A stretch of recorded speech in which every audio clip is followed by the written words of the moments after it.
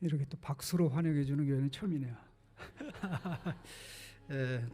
너무 참 반갑고요. 우리 서 목사님 키도 크고 목소리 들어보니까 뺨치는 목소리, 또 생긴 건 너무 잘생기고, 그래서 아마 저를 보면서 은혜를 못 받을 것 같은데, 그래도 뭐 제 얼굴 보러 오신 거 아니죠? 또 하나님 말씀 들으러 오셨기 때문에 말씀에 집중하시라 보고, 오늘 제가 원래 교회에서 제자 훈련 시간이에요. 근데 이제 훈련이 있는 걸 잊어버리고 계약하고 나서 딱 보니까, 그래서 오늘 휴강을 때려놨습니다. 휴강을 때려놨는데 몇 분이 오셨어요? 어디 계십니까? 한번 손 좀 들어보세요. 여러분 모르는 분이 있으면 우리 장식교회 성도입니다. 아유 참. 감사합니다. 여러분들이 오늘 은혜 받은 저분들이 기도하신 결과고요. 또 많이 함께 도전이 됐으면 좋겠습니다. 저는 홍성교회에 대해서 굉장히 궁금함이 많았어요. 홍성에 있는 것도 아닌데 왜 홍성교회냐.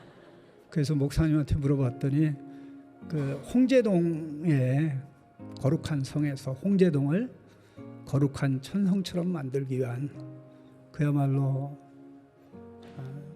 그걸 바꾸기 위해서 그렇게 했다는 이야기를 알고, 그렇구나.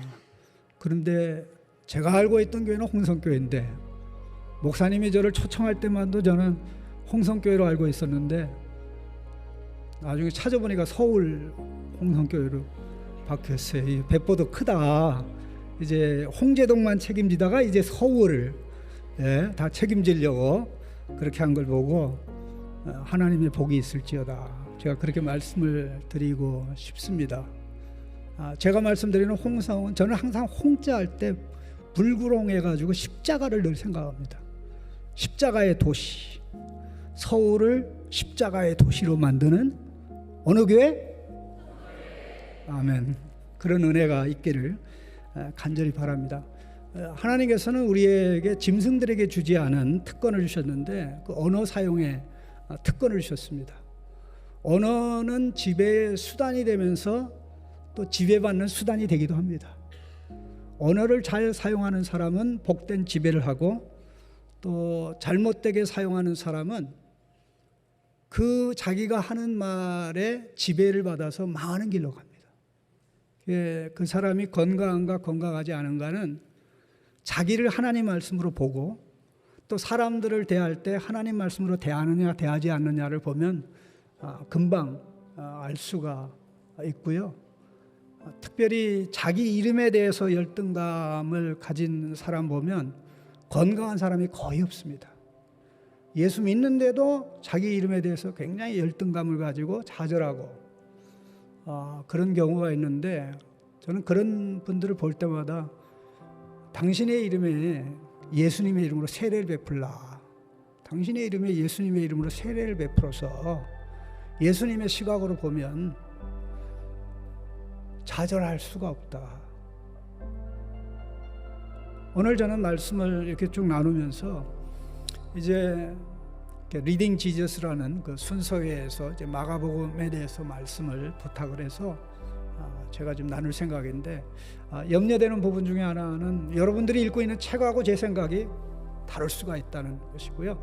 그러나 결론은 포커스를 예수님에게 두고 나간다는 게 너무나 분명하고 명확하고요. 특별히 제가 목사님을 통해서 부탁하기를, 적어도 8장부터 10장까지 몇 번을 읽으시라 그랬죠? 5번. 5번 읽으신 분 손 좀 들어보세요. 복이 있을지어다. 손가락이 5개인데 5번 안 읽으면 어떡할 겁니까? 저희 교회에서는 뭐 집회하고 그럴 때 한 20번 읽어라. 작년에 계시록 집회를 하면서 한 20몇 번 읽으라고 했는데 난리가 났어요. 계시록 20번 읽고 와서 이제 집회에 참석해서 말씀을 들으니까 천상의 눈이 열리고 시각이 형성되면서, 야, 계시록이 이런 건 줄 알았으면 빨리 더 읽었을 텐데 이제야 읽었다고 그렇게 하는 걸 보면서요, 아는 만큼 이해할 수 있고 받아들일 수 있고, 깨달을 수 있는데, 특별히 오늘 오늘 말씀 드리고 내일 말씀 드리는데, 오늘도 가장 중요하게 차지하고 있는 부분이 이 눈과 관련된 부분이에요. 맹인. 그래서 오늘 벳세다 맹인과 베드로, 이게 둘이 연결되어 있고요. 내일은 또 두 제자와 소경 바디메오. 근데 그 설교 제목을 제가 맹거라고 줬는데 목사님이 이 단어가 잘못됐구나 해가지고 아마 맹인으로 바꾼 것 같은데, 그게 원래 맹거입니다. 맹거. 맹인 거지란 뜻이에요. 제가 만든 겁니다. 맹인 거지. 그래서 이제 긴 건 짧게 해서 하려고 했는데, 이 다 연결되어 있는데, 예수님의 사역을 생각해 보면 예수님이 우리를 향해 가진 소원이 무엇일까요? 그 소원은 하나님이 우리를 위해 가진 소원하고 똑같습니다. 하나님은 한 번도 우리를 향해서 가진 소원을 바꿔본 적이 없어요. 한 번도 바꿔본 적도 없는데, 하나님이 기뻐하고 즐거워하는 그 유일한 소원을 우리가 하나님 앞에서 만족시켜본 경우도 많지가 않아요.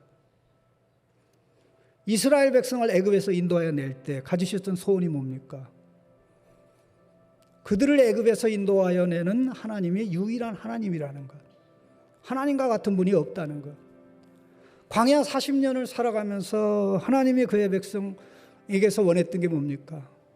그 하나님이 그들을 광야에서 살게 하고 연단과 훈련을 통해서 가나안 땅을 누릴 수 있는 준비를 해 주신다는 거죠. 가나안 땅에 들어가서 하나님 백성이 무엇을 알기를 하나님 원하셨습니까? 너희를 이 땅에 인도한 나는 애굽의 신들과 다를 뿐만 아니라 가나안 내 온갖 잡신과 다르다. 나를 내 방식으로 섬기고 세상 방식으로 섬기지 마라. 나를 알면 너희들이 왜 내가 그렇게 얘기하는지 알 거다. 그게 하나님의 소원이었거든. 그러나 그걸 알지 못해서 나라가 망하죠. 바벨론으로 포로로 잡혀갑니다. 북왕국은 이미 유다 왕국 전에 망했고요. 하나님이 나라를 망하게 하고 정말 가족과 흩어지게 하면서 바벨론에서 온 하나님의 백성으로 하여금, 또 이스라엘 백성을 망하게 한 바벨론 사람으로 하여금 알리기를 원했던 게 무엇입니까? 하나님 같은 분 없다는 거. 그분 한 분이면 된다는 거.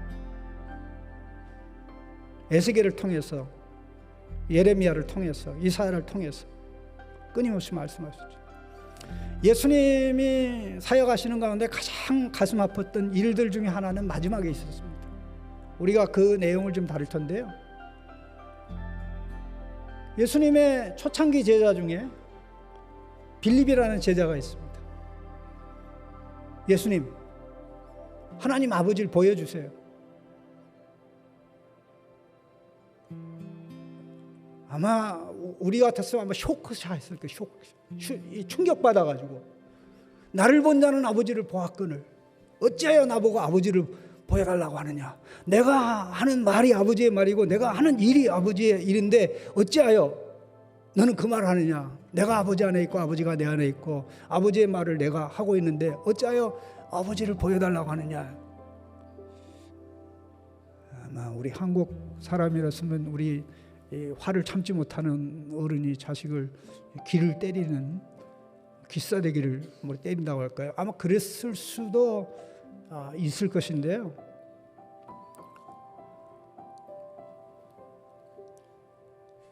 예수님을 알아야 되는데, 예수님을 알면 예수님을 보내신 분을 알고, 또 그 예수로 말미암아 예수님이 하나님으로부터 누리는 말로 다 할 수 없는 기쁨과 즐거움을 누리게 되는데, 예수님을 모르니 아버지를 모르고 아버지를 모르니 예수님 모르고, 또 이로 말미암아 계속 악순환이 되어져 가는 그런 상황 가운데 그 제자들의 가장 답답하고 안타까운 모습을 보여주는 복음서가 있는데, 복음서가 4권이 있습니다. 마태도 있고 마가복음도 있고 누가복음도 있고 요한복음도 있는데, 그 중에 4복음서 중에 제자들의 안 좋은 모습을 하나도 숨기지 않고 그대로 다 드러낸 복음서가 하나 있어요. 그게 혹시 뭔지 아십니까? 그게 마가복음이에요. 마가복음을 한마디로 얘기하면 막 가는 복음이에요. 막 가요. 제자들이 막 가요. 기억하셔요. 제자들이 뭐 한다고요? 막 가요. 막 가. 제자들이 막 가요. 제자들 되게 거칠어요. 물론 제자들이 거치다 보니까 마가복음의 예수님도 거칠어요. 제자들이 거치니까 어쩔 수 없거든요. 그래서 이 자칫 잘못하면 예수님 이럴 수 있을 때까지 그런 상황에 이르는데, 그 중에 가장 예수님에게 답답한 모습을 보여줬던 장면이 나오는 것이 마가복음 8장입니다. 자, 여러분 예수님이 행하신 오병이어 기적 아시죠? 오병이어가 뭡니까? 오병이어 병 5개여가 오병이어입니까? 옛날에 그러더라고요. 제가 그 대전에 어느 젊은이들 집회 갔는데, 예? 그 식당에서 일하는 아줌마가 오병이어라고 이러니까 누가 병을 붙잡고 오병이어라고 감탄하는 것처럼 그래서 참 제 모양대로 논다, 아는 대로 받아들인다, 그런 생각했었는데요. 사실 바로 우리 앞부분의 내용이 예수님이 제자들로 인하여 답답했던 장면을 보여주는 그런 내용입니다. 예를 들어서 14절 말씀에 8장입니다. 제자들이 떡 가져오기를 잊었음에 배에 떡 1개밖에 그들에게 없더라. 예수께서 경고하여 이르시되, 15절에 뭐라 그럽니까? 삼가 바리새인들의 누룩과 헤롯의 누룩을 주의하라. 그렇게 얘기하시니까 예수님 알겠습니다. 그래야 되는데 제자들이, 야, 오늘 누가 점심 당번인데 점심 안 챙겼어? 너 점심 안 가져왔잖아. 16절의 내용이 그거예요. 제자들이 서로 수군거리기를 이는 우리에게 떡이 없음이로다. 누군가 제자 중에 하나가 점심 당번이 있는데 점심을 안 챙겨왔으니까 예수님이 점심이 걱정돼서 이 말을 하셨다는 거예요. 그 예수님이 그 말을 듣고 행복했겠습니까? 답답했겠습니까? 되게 답답한 거예요. 17절 보시죠. 같이 읽어보십시다. 예수께서 아시고 이르시되 너희가 어찌 떡이 없으므로 수근거리느냐? 아직도 알지 못하며 깨닫지 못하느냐? 너희 마음이 둔하냐? 아직도 나를 따라다닌 게 몇 년인데, 교회 출입한 게 몇 년인데, 최고의 선생님, 말과 행위, 가르침은 하나님 나라의 가르침, 하시는 모든 일은 하나님 나라의 능력을 보여주는 그와 같은 예수님과 함께 살면서 지내면서 나갔는데, 누룩 조심하라 그러니까, 바리새인과 헤롯의 누룩을 조심하라 그러니까 바로 누룩, 그 빵에 들어가는 그 누룩으로 생각하고, 이거 빵 문제구나, 그렇게 얘기하니까 예수님이 아직도 깨닫지 못하느냐? 아직도 알지 못하고 깨닫지 못하는 마음이 둔하냐? 여기서 끝나지 않습니다. 더 심하게 말씀합니다. 18절 보시죠. 너희가 눈이 있어도 보지 못하며 귀가 있어도 듣지 못하느냐? 또 기억하지 못하느냐? 눈이 있는데 못 본대요. 귀가 있는데 듣지 못한대요. 듣지도 못하고 보지도 못하니까 또 기억할 수도 없겠죠. 자, 말을 제대로 하려면 어떻게 됩니까? 말을 제대로 하려면 제대로 보고 제대로 들어야 돼요. 나이가 들면 잘 안 들리기 때문에 그 어르신들이 엉뚱한 대답을 자식들한테 합니다. 또 사람들한테 해요. 묻지도 않은 대답을 해요. 누구는 아무 얘기도 안 하는데 계속 얘기했어요. 물어보면 누군가 얘기를 했다는 거예요. 그러니까 듣는 게 잘 안 되니까 듣지 않는 거를 들었다고 얘기하고 보지 않은 것을 봤다고 얘기하니까 어떻게 됩니까? 엉뚱한 말이 되는 거죠. 누룩 조심하라고 그랬는데 누가 점심 안 챙겼어? 이런 상황에 예수님이 눈이 있어도 보지 못하며 귀가 있어도 듣지 못하냐, 기억하지 못하냐, 그렇게 하면서 예수님이 지금까지 행한 두 음식 기적을 말씀하셨습니다. 그 두 음식 기적이라는 것은 6장에 기록된 오병이어의 기적과 바로 8장 앞부분에 이방인들 4,000명에게 먹인 7병 235 기적입니다. 7병 235라는 건 떡 7개에다 235, 고기 2-3마리, 2마리. 그 기적에 대해서 예수님이 질문하신 겁니다. 예수님이 질문을 하면서 굉장히 의미 있게 말씀하셨어요. 그 질문의 내용이 뭐냐면요, 19절 보시죠. 자, 제가 예수님이라고 제가 질문하겠습니다. 여러분은 제자라고 생각하고 대답하시면 됩니다. 내가 떡 5개를 5,000명에게 떼어줄 때에 몇 조각, 몇 바구니를 거두었더냐? 12이라고 제자들이 대답을 했습니다. 또 예수님이 묻습니다. 바로 8장 1절부터 있는 두 번째 기적인데, 또 7개를 4,000명에게 떼어줄 때 조각 몇 광주리를 거두었더냐? 7이다. 7입니다. 그러면서 예수님이 이 두 기적을 합쳐서 말씀하기를, 아직도 깨닫지 못해? 아직도 깨닫지 못하느냐? 근데 이 제자들이 깨달았다고 대답이 나옵니까? 안 나옵니까? 우리는 오병이어 기적을 얼마나 잘 깨닫고 있습니까? 초등학생도 다 안다고 그래요. 초등학생도 오병이어 기적이 다 안다고 얘기하고 다 체험한다고 얘기해요.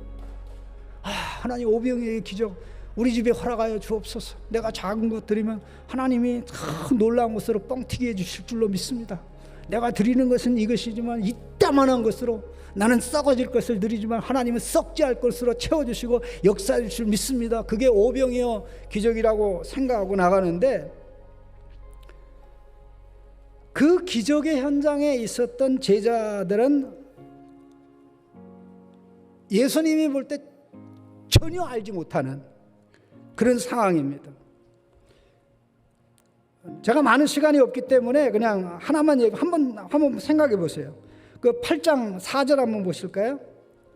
8장 4절에 보면 예수님이 이방인들하고, 여기 8장에 나오는 그 많은 무리는 이방 사람들입니다. 이방 사람인데 이게 데가볼리 지역, 바로 이방인들이 살고 있는 지역을 끼고 있는 갈릴리 바다입니다. 거기에 예수님이 그 이방인들에게 말씀을 가르쳤는데, 하루도 아니고 이틀도 아니고 3일을 이방인들과 함께 있었어요. 그런데 3일을 있었는데 어느 누구 하나 저 사람들 먹여야 된다고 말한 사람이 없어요. 저 사람들 먹여야 된다고 말한 사람이 없어요. 예수님이 말씀합니다. 8장 1절 2절에 그 무렵에 또 큰 무리가 있어 먹을 것이 없는지라 예수께서 제자들을 불러 이르시되 내가 무리를 불쌍히 여기느라 그들이 나와 함께 있은지 이미 사흘이 지났으나 먹을 것이 없도다. 내가 만일 그들을 굶겨 집으로 보내면 길에서 기전할까 하리라. 그 중에 멀리서 온 사람도 있느니라. 이렇게 얘기하니까 예수님의 제자들이 뭐라고 얘기해요? 예수님 지난번에 오병이어 기적을 행하셨잖아요. 오병이어의 기적이 우리 손을 통해서 일어났잖아요. 예수님은 달랑이 빵을 잘라서 우리 바구니에 넣어줬는데 우리가 그걸 나눠줄 때 또 생기고 또 생기고 또 생겼는데 무슨 걱정입니까? 예수님, 이들이 이방인이지만 우리는 예수님이 그렇게 하실 줄 믿습니다. 그래야 예수님 아는 거죠. 근데 뭐라고 해요? 4절 같이 읽어볼까요? 제자들이 대답하되 이 강야 어디에서 떡을 얻어 이 사람들로 배부르게 할 수 있으리까? 요 구절 때문에 어리석은 학자들이 6장에 기록된 오병이어 기적은 6장에 기록됐지만 8장의 제자들이 기억 상태가 이런 걸 보니까 실제적으로 예수님의 떡 기적은 8장에 기록된 이게 전부다라고 생각하는 학자들이 생각보다 많습니다. 제가 신약학자이기 때문에 이런 쪽으로 많은 글들을 봤는데요, 상상을 초월해요. 그래서 나 천국에서 만날 것 같진 않아요. 예? 아니 어떻게 잊어버릴 수 있냐 말이죠. 자기들 손에서 기적이 일어났는데 주문 또 생기고 주문 또 생기고 주문 또 생기고 주문 또 생겼는데 예수님이 광야 어디에서 떡을 얻어 이 사람을로 배부르게 할 수 있으니까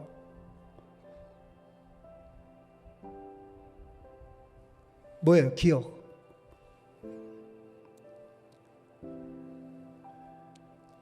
알지 못하니까 기억할 수가 없는 거예요. 혹시 여러분들 태어나셔서 2살 때 뭘 한 거 기억나십니까?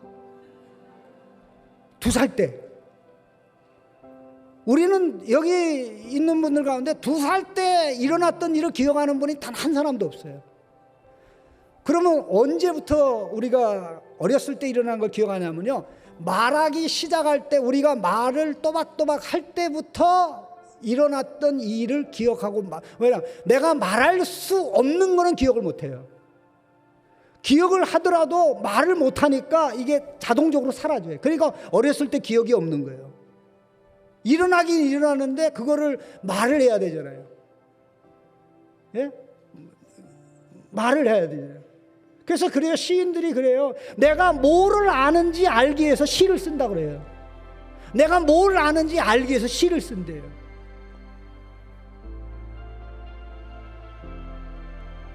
심지어는 시를 모르는 사람이 인생을 모른다고 얘기해요. 시편이죠. 시편 다 시 아닙니까? 잠언이고 다 시. 거기에 인생이 다 들어있거든요.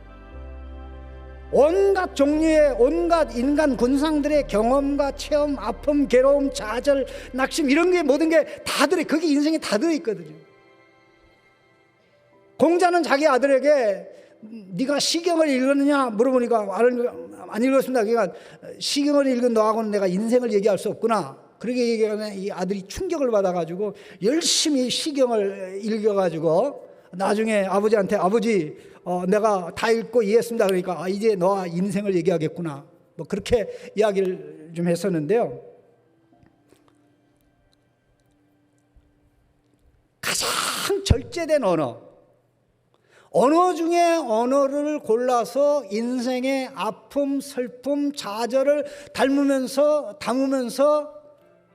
이 인생의 해답이 어디 있는가, 인생의 고통과 아픔을 누가 해결해 줄 것인가 하는 이런 것들이 뭐 동양 고전에만 있는 게 아니라 성경에 그대로 녹아있기 때문에 그 시편에 나오는 그런 내용들이 자기의 내용이고 자기의 고백이고 자기의 삶이 되는 사람은 하나님 앞에 가장 행복하게 살 수 있는 것을 이제 말하는 어떤 그 측면들이 있거든요. 어쨌든 중요한 건 이렇게 오병이어 기적이 있었고 또 이 철병이 사망 기적이 있었는데 이 두 사건이 뭘 의미하는지, 이 두 사건을 통해서 예수님이 주시고자 하는 것이 무엇인지를 제자들이 깨닫지 못하는 거예요. 제자들이 깨달은 거는 예수님이 깨닫지 않기를 원했던 거예요. 깨달으라고 한 것은 못 깨닫고 깨달으라고 한 것은 깨닫지를 못했어요. 그리고 깨닫지 않기를 원했던 게 뭘까요? 그건 바로 그거예요. 떡을 배가 많이 만들어서 먼저 유대인에게 주고 나중에는 이방인에게 줬으니까 예수님과 함께 있으면 경제 문제 해결된다. 이게 제자들의 깨달음이고 또 무리들의 깨달음입니다. 그런데 예수님은 이렇게 깨닫기를 원하지 않았어요.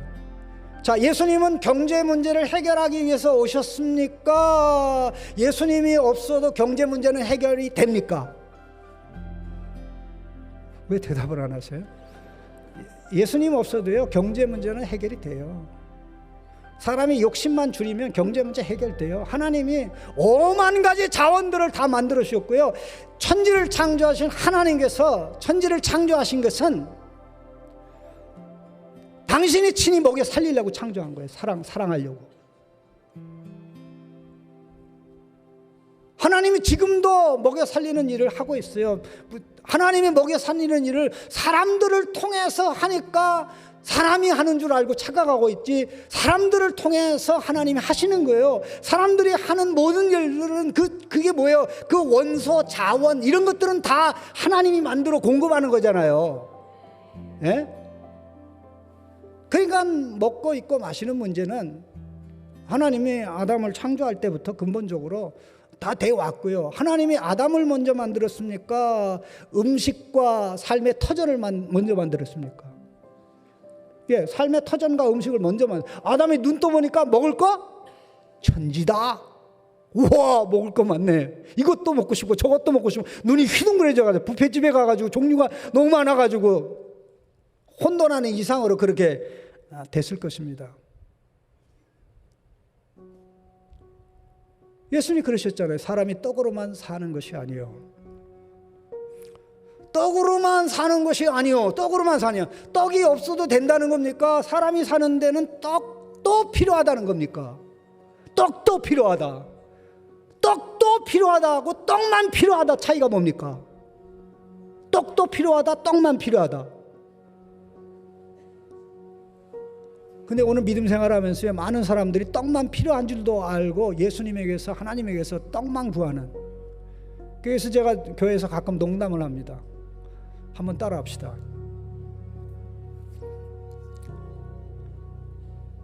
만나를 주옵소서. 만나를 주옵소서.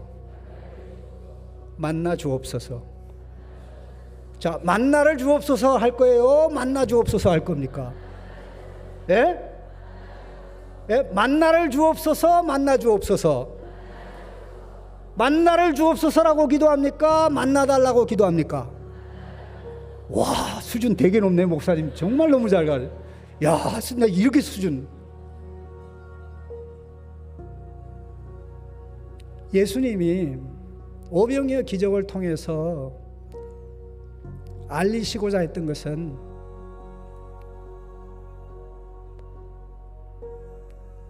사람은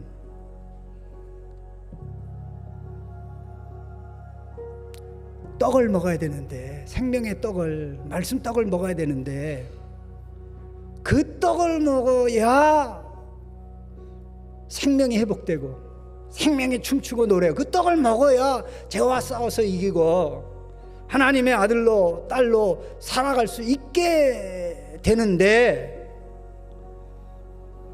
그 예수님이 유대인을 위해서 생명의 떡으로 왔고 또 이방인을 위해서 생명의 떡으로 왔다는 겁니다. 사람의 병은 전부 다 먹는 데서 옵니다. 먹는 데서 와요. 잘 먹으면 병이 안 오고 잘못 먹으면 병이 오죠. 영적인 병도 전부 다 음식에서, 영적인 음식에서 왔습니다. 자, 에덴 동산에서 아담이 먹어야 될 걸 먹었어요? 먹지 말라는 걸 먹었어요? 먹지 말라는 걸 먹어서 먹었어요? 죽음이 왔잖아요. 그 죽음은 누가 피할 수가 있나요? 아담의 모든 후손이. 그래서 영어 단어를 보면요, 화면에 한번 글씨 좀 쳐보세요. death라는 단어 한번 쳐보세요. death, D-E-A-T-H 한번 쳐보세요. 화면에. 죽음이라는 단어 되게 쉬운 단어입니다. 글씨 보면 누가 쳐주고 있습니까? D-E-A-T-H death 있죠? death. 이 death를 보면 글씨가 굉장히 재미난 거예요. 저는 이제 성경을 가지고 일부러 제가 설명하는 건데요. D-A-T-H가 보면 앞에 D를 빼고 맨 끝에 H를 빼면 중간에 세 단어가 뭔지 아세요? eat예요. 먹는다, 그런 뜻이에요. 먹는다. 앞에 D하고 뒤에 H를 빼면 eat가 돼요. 이게 뭐냐면 죽음은 먹는 데서 왔다라는 그런 뜻이에요. D라는 게 원래 몸으로 붙어라는, 영어에는 이제 D가 몸으로 떨어져 나가자 그런 뜻도 있지만 from, 그러니까는 from eating. 죽음이라는 게 잘못 먹어서 온 거예요. 먹어서는 안 될 것을 먹어서 왔는데 하나님의 말씀을 어기고 먹었으니까 죽음이 온 거예요. 그러면 이제 살려면 어떻게 됩니까? 하나님이 먹으라는 음식을 먹어야죠. 아멘. 그 하나님의 생명 양식으로, 하나님이 우리에게 주시는 생명 양식으로 예수님이 오셔서 그 사실을 알리기 위해서 나는 너희들을 위해, 유대인들을 위해서도 생명 양식이고 이방인들을 위해서도 생명 양식이다. 나를 먹으면 생명의 양식으로 먹으면 이제 죽음을 이기고 죽음이 떠나가고 죄가 떠나가고 죽음이 떠나가고 죽음의 기운 세력들이 떠나가고 이제 음식을 다양하게 먹고 마셔 누림으로 인해서 말로 다 할 수 없는 생명의 풍성함이 넘쳐난다는 겁니다.